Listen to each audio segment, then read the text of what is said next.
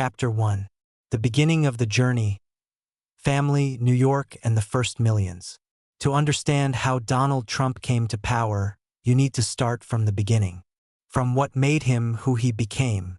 From the family. From New York. From the first dollars. With the ambitions that were with him from an early age. This is not just a story about a man who became president. This is a story about character. About the challenges. About a man who from the very beginning wanted to be not just rich, but he wanted to be visible. The world of Donald Trump did not begin in politics. He started in business, and even earlier in a family where success was measured not in words, but in square meters and floors. Fred Trump, Donald's father, was not just a real estate developer. He was a man with an iron grip, German-born, disciplined, tough, confident. He built affordable housing in areas of Brooklyn, Queens, and Staten Island. His business was pragmatic. He wasn't chasing gloss, he was looking for stability, profit, and control. Donald grew up in this world. In a world where work started early and weakness was discouraged. Even as a child, he knew that strength, determination, and results were respected in this family. As a boy, he was energetic, sometimes defiant. I got into trouble at school more than once. But he wasn't lazy. Rather, on the contrary, he was stubborn, competitive, and unstoppable. His father saw in him not so much a troubled teenager as a fighter who needed to be guided in the right direction. So when Donald was 13, he was sent to the New York Military Academy. Form, discipline, order, subordination. For some, it could be a punishment. For Donald, it has become an arena. He quickly became one of the best. He was the captain of the baseball team. He showed that he can not only obey but also command. There was a college after the academy. First Fordham, then the University of Pennsylvania, the famous Wharton School of Business. This is a place where people come to study business at the highest level. He wasn't the best student, but he was determined. I studied with practitioners.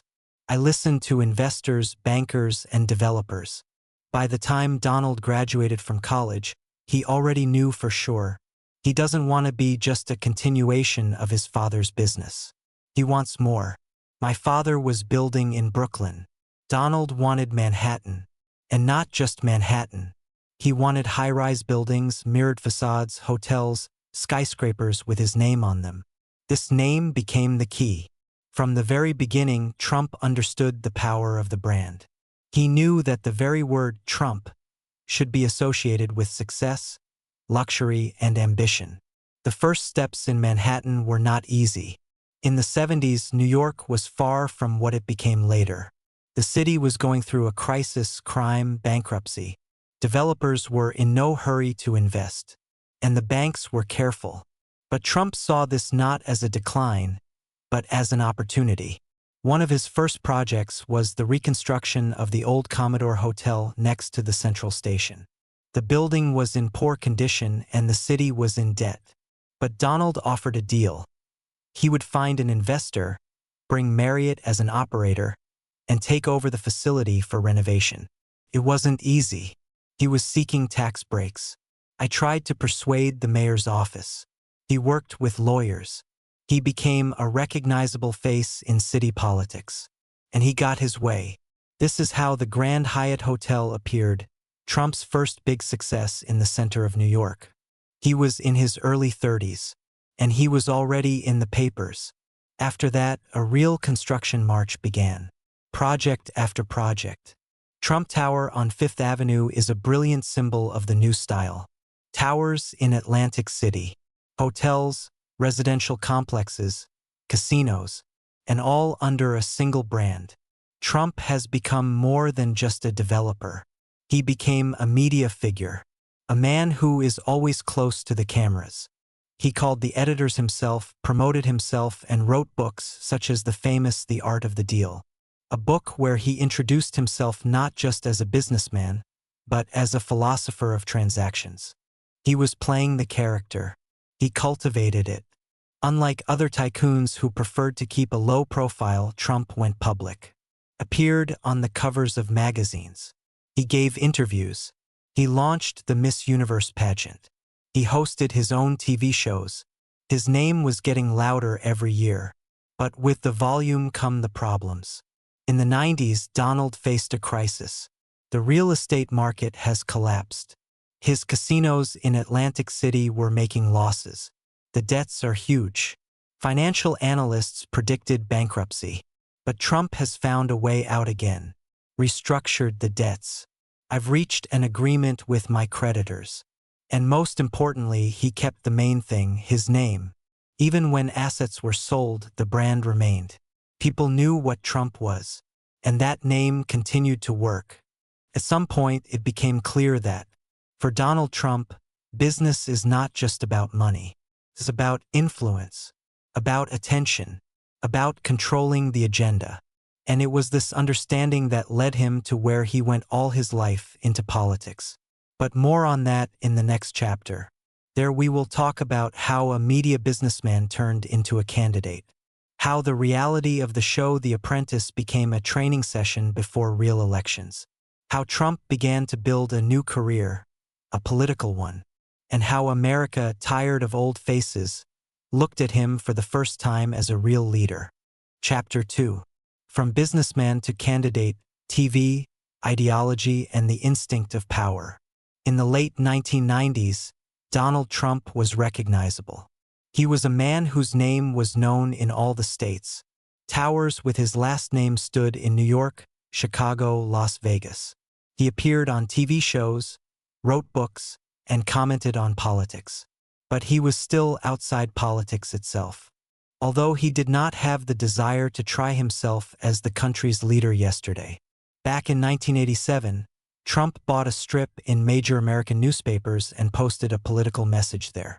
He criticized U.S. foreign policy, called Japan and Saudi Arabia freeloaders, and claimed that America was losing respect in the world. This was the first probe. Will the country listen to the businessman? Then the interest faded, but the seed was sown. In 2000, he briefly flirted with the election of the Reformist Party, the same one from which Ross Perot ran.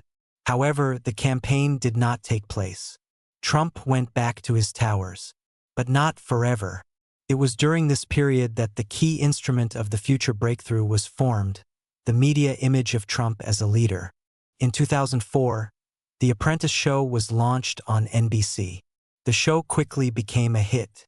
Millions of viewers across the country watched as Trump chose from among dozens of ambitious young participants the one who deserves to work with him.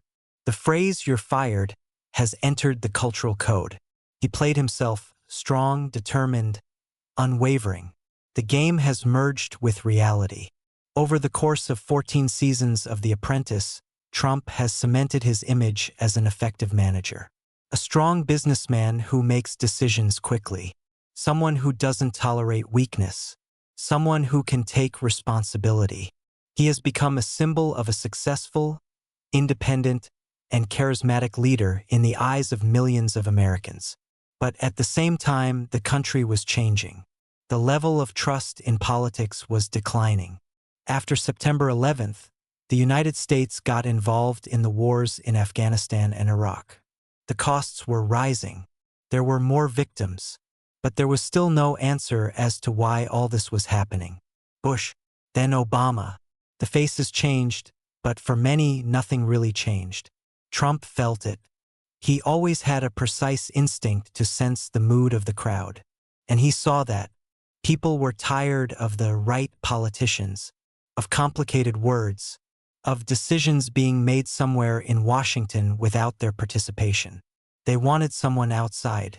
The person is not from the system. A hard one, direct, free from rules.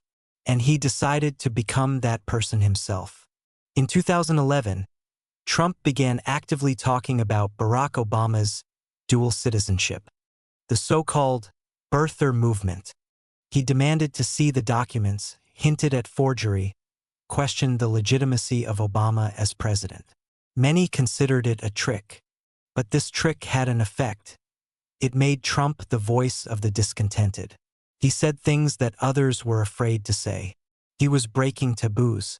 He spoke like an ordinary person in the kitchen, not like a politician from the podium.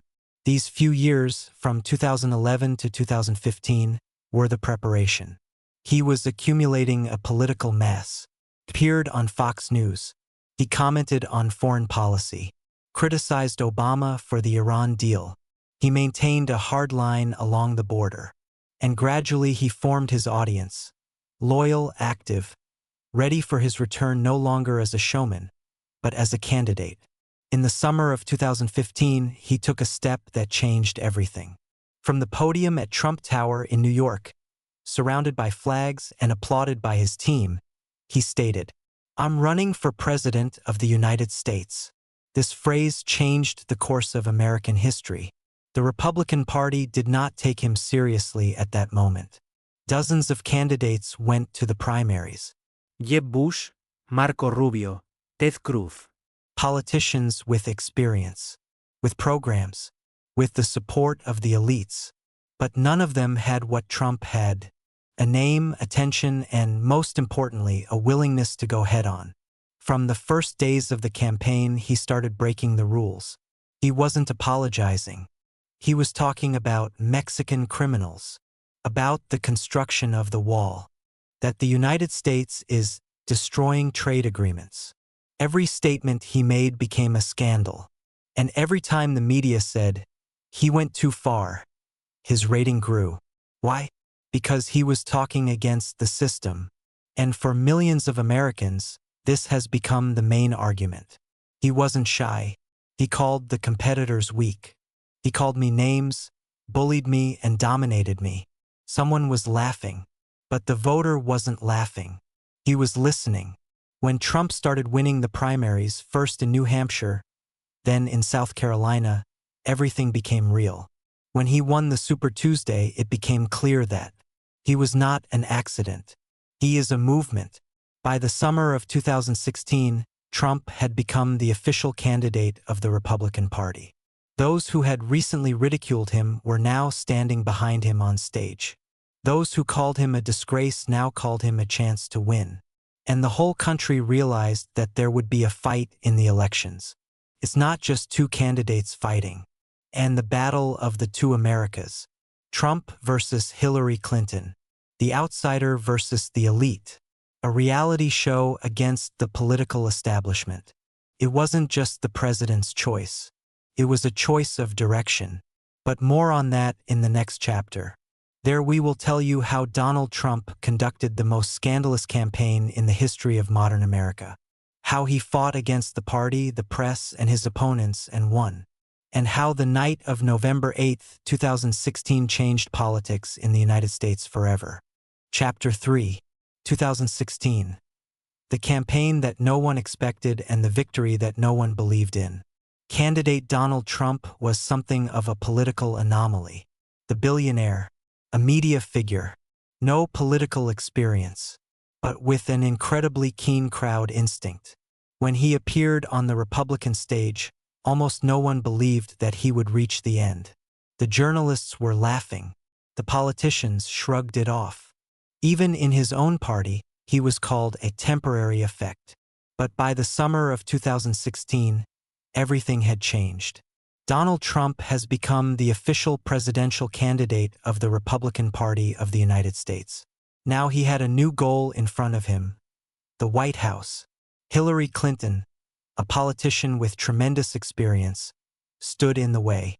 The wife of the former president, former Secretary of State, a candidate from the establishment with the support of the press, financiers, celebrities, and international structures. It was supposed to be an easy match, but everything went wrong. From the first days of the national campaign, Trump began to play on a different field.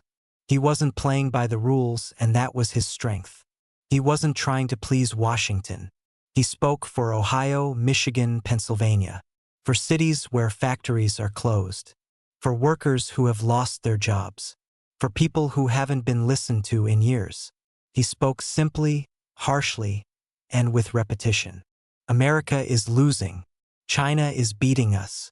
Mexico is sending drugs. The bureaucrats in Washington are stealing your money. And only he, Trump, a businessman, not a politician, can change all this. He called Clinton part of a corrupt system. He called her weak, deceitful, unreal, and himself the voice of the people. And that voice sounded loud. Thousands gathered at Trump's rallies. He did not pay for the broadcasts. The TV channels themselves were broadcasting live. He filled out the summons, turned the campaign into a show. Every day is a new scandal. Every morning there is a new quote. Every performance is a revelation. He said things that other politicians didn't even think to say. And that was his genius. He turned his vulnerability into strength. Where others would have apologized, he doubled down. Where others would have retreated, he attacked. But the 2016 campaign is not just about Trump. It's also Clinton on the other side of the fence. Clinton ran a traditional, measured campaign. She relied on experience, on numbers, and on the support of the intelligentsia. But she was losing ground among ordinary voters. She was talking about international stability, and Trump was talking about a lost America. She addressed the center, and he went to the base, to those who had been forgotten. By the fall of 2016, the gap between them began to narrow. And although all the polls still predicted a Clinton victory, something else was happening in reality. America was divided into two camps, and one of them was very angry. Trump traveled to states that Democrats considered reliable. He held rallies in Wisconsin, Michigan, and Pennsylvania, where Hillary has not even appeared. She is too confident of victory. He said, "They betrayed you. They've forgotten who you are." "I haven't forgotten." And the audience answered, "Lock her up. Lock her up." It was not just a political protest. It was a scream, a cry against the elites, against the media, against globalism, against difficult words and empty promises. Trump was the epitome of that cry, and millions heard their reflection in it. Election Day has arrived, November 8, 2016. There was confidence on television and in the newsrooms. Hillary will win, wrote the New York Times, CNN, and CBS. The odds were 85% versus 15%. But when the data came from Florida, and then from Ohio, and then from Pennsylvania, and then from Michigan, everyone realized that something had gone wrong. When it became clear that Trump was winning in key Rust Belt states, there was silence, and then the shock. At about 3 o'clock in the morning, CNN announced, "Donald J. Trump is the president-elect of the United States." A victory they didn't believe in. A victory that was called impossible. A victory that turned politics around. He won without having any political experience, the support of the elites, or funding on the scale of the Democratic Party. But he won because he understood the country better than everyone else.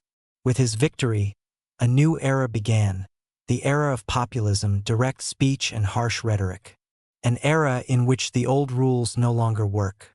And from the first day in power, it became clear that Trump would rule the same way he ran the campaign, not according to the rules. In the next chapter, we'll explain how Trump entered the White House, who he started working with, how he caused the first political storm, and how he began to change the country, in his own style, in his own strength, under his own name. Chapter 4. The president is out of the system. The first months in power and the shock for Washington. When on January 20, 2017, Donald Trump put his hand on the Bible and pronounced the oath of office of the President of the United States, America officially entered a new era. An era in which a person got power not from the system, not from the elite, not from a political school, but from the world of business, advertising, intuition, and conflict. And the whole of Washington felt it right away. Trump did not pretend that he was going to play by someone else's rules. He wasn't trying to become president in the classical sense.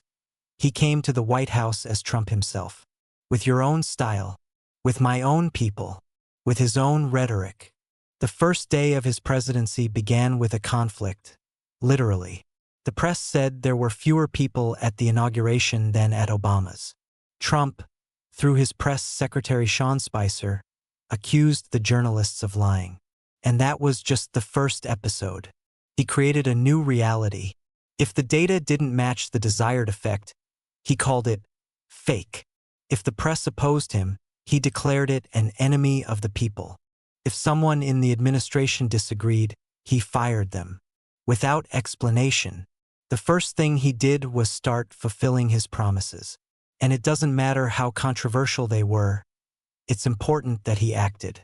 He signed a decree on the withdrawal of the United States from the Trans-Pacific Partnership. Then about the construction of a wall on the border with Mexico. This was followed by a ban on entry to the country for citizens of a number of Muslim countries. Then there were the cuts to the UN budget, the abolition of environmental regulations, pressure on China, and the first tweets about America First.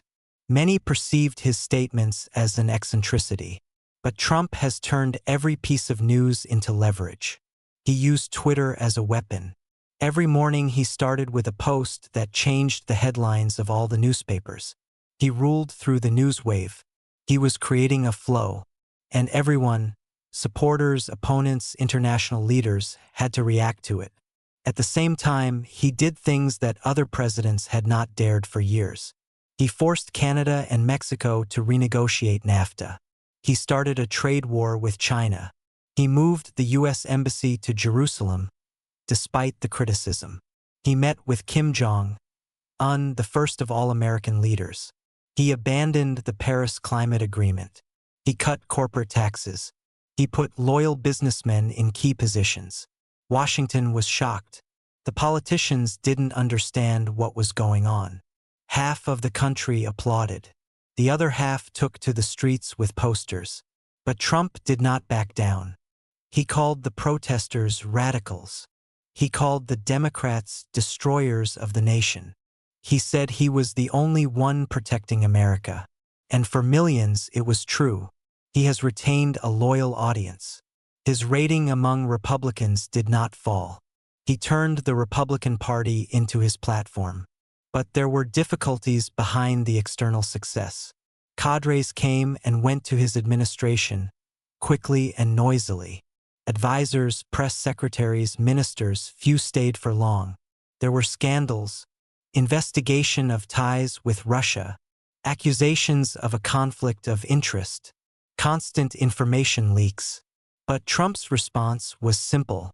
They're afraid of me because I'm acting. He compared himself to Reagan, to Jackson, to Lincoln. He said he had come to drain the swamp, and the swamp was resisting. He was dogged by revelations every week. But every week he found a new information reason. And in this turbulence, he felt at home. Ordinary presidents build a system. Trump was managing the crisis. And the bigger the crisis was, the more he controlled it. And yet, by the middle of the term, it became clear that this style does not work on all fronts. There was real resistance in Congress. The first cracks appeared in relations with the Allies. The level of international trust in the United States began to decline. And preparations for the 2020 elections have begun. But Trump was already building his strategy. Even louder, even tougher, even against them. He said, "They're not fighting me, they're fighting you. I'm just in their way." And it worked. In the next chapter, we will tell you how Trump went to the second election, how the pandemic got in his way, how the fight against the virus has become a political battle, and how America is divided again, only even more deeply than in 2016. Chapter 5, 2020, Pandemic, Protests, and the Struggle for a Second Term. By early 2020, Donald Trump was preparing for re-election. The economy was growing. Unemployment was at an all-time low. The stock market was hitting new highs. And despite scandals, investigations, criticism, and dismissals, his electoral base remained solid. Trump went into the election confidently. He knew that his main strength was the feeling of energy. He gathered tens of thousands for rallies. He talked about greatness, about America's enemies, and that he had returned the country to ordinary people. And suddenly, the whole world stopped. In January 2020, disturbing news began to arrive from China. A virus is spreading in Wuhan. People are sick, hospitals are overcrowded. In Washington, this was treated as something far away. But in February, the virus was already in Europe. And in March, he found himself in New York, Seattle, Los Angeles. COVID-19 has changed everything. At first, it was a health crisis, then economic, then the social one, and then the political one. And in the center of this whole funnel was Trump. At first, he said that the virus would pass by itself, that everything will be fine, that we have everything under control. But the infections were spreading. There were more deaths. Countries were closing down.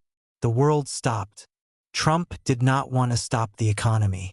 He knew that the strength of his campaign was in numbers, in work, in growth. But COVID wasn't interested in numbers. He swept the country. The fight against the virus has begun, but at the same time the struggle for interpretation has begun. Trump blamed China. He called the virus Chinese. He criticized the World Health Organization. He clashed with the governors who demanded strict quarantine. He was against the lockdown. He thought it was killing the economy. He refused to wear a mask. He was skeptical about the recommendations of scientists. He promoted drugs that were not approved. He stated, "We will defeat the virus without stopping life." His supporters liked it. They saw him as a leader who did not give in to panic. But his opponents accused him of incompetence, of ignoring science, and of irresponsibility. The media published new figures every day: cases, deaths, overcrowded hospitals. And then another event happened that shook the country. In May 2020, a police officer strangled George Floyd in Minneapolis. The video of his death has spread across the internet. Millions took to the streets. The protests began. Hundreds of cities, posters, marches, screams. Black Lives Matter has become a national movement. And Trump? He didn't smooth it out. He did not talk about reconciliation. He did what he always does. He went head-on. He blamed the protesters for the violence. He called the mayors weak. He proposed to introduce an army. He came out of the White House, walked to the church with a Bible in his hand. Tough, confident. He wasn't playing at sympathy. He was showing strength. And again, his base applauded. And liberal America was taking to the streets. The country was on fire, literally and figuratively. Mass protests, burned police stations, occupied neighborhoods. At the same time, there are pro-Trump rallies, countermarches, and armed patrols. America 2020 has become an arena. Every week it looked more and more like an internal conflict. Trump said, "They want to destroy your country. I am the only one who will protect you."